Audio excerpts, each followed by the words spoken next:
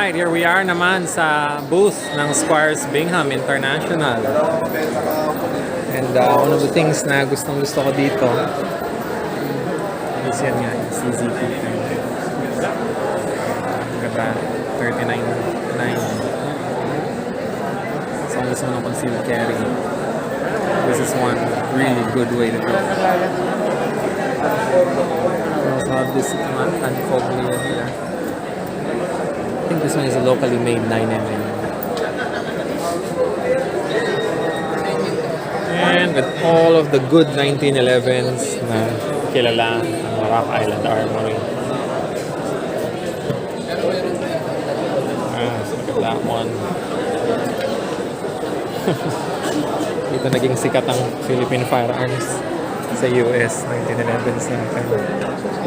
And if you really want something budget, check it out. Yeah, revolver. Model 202. Look at that. Rock Island Armory.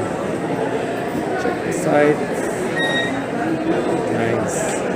So, para sa mga budget-minded natin, ng mga kasama na gusto magka-firearm, that's the way to do it.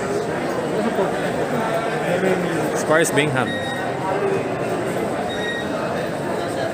And meron din sila mga red dot sights from Vortex.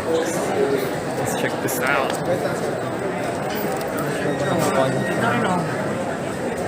Not really, pero yep. They have it. Gusto natin ang red dot.